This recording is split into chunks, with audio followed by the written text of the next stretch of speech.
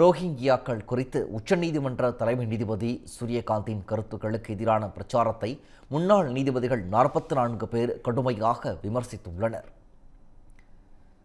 ரோஹிங்கியாக்கள் எனும் இஸ்லாமிய சமுதாய மக்கள் மியான்மரில் அனுபவித்த துன்பத்தால் அண்டை நாடுகளில் அகதிகளாக தஞ்சமடைந்துள்ளனர். அந்த வகையில் இந்தியாவில் தஞ்சமடைந்து மாயமான 5 ரோஹிங்கியா அகதிகளை கண்டுபிடித்து தர வேண்டும் என உச்சநீதிமன்றத்தில் ஆட்கொணர்வு மனு தாக்கல் செய்யப்பட்டது. இந்த மனுவை விசாரித்த தலைமை நீதிபதி சூரியகாந்த், ரோஹிங்கியா அகதிகள் சட்டவிரோதமாக இந்தியாவிற்குள் நுழைவதாக தெரிவித்தார். மேலும் எல்லை தாண்டி வந்தோருக்கு சிவப்பு கம்பள வரவேற்பு தர வேண்டுமா என்றும் அவர் கடுமையாக சாடினார். சூரியகாந்தின் இந்த கருத்துக்களை விமர்சித்து சிலர் எதிராக கருத்துக்களை தெரிவித்தனர். இதனை கண்டித்து உச்சநீதிமன்ற மற்றும் உயர்நீதிமன்றத்தின் முன்னாள் நீதிபதிகள் 44 பேர் அறிக்கை வெளியிட்டுள்ளனர்.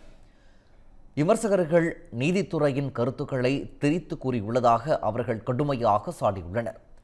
பாரபட்சமான கருத்துக்களால் விமர்சகர்கள் நீதித்துறையை சட்ட விரோதமாக்குவதற்கான முயற்சியை மேற்கொள்வதாகவும் அவர்கள் குற்றம் சாட்டியுள்ளனர். ரோஹிங்கியாக்கள் இந்திய சட்டத்தின் கீழ் அகதிகளாக இந்தியாவிற்குள் வரவில்லை என்றும் அவர்கள் கூறியுள்ளனர். ஊடுருவல்காரர்கள் ரேஷன் கார்டு உள்ளிட்ட ஆவணங்களை சட்டவிரோதமாக பெறுவது கவலை அளிப்பதாகவும் அவர்கள் வேதனை தெரிவித்துள்ளனர். மேலும் இந்த விவகாரத்தில் விமர்சகர்களின் கருத்து நீதித்துறையின் மாண்பை குலைப்பதாகவும் அவர்கள் கூறியுள்ளனர்.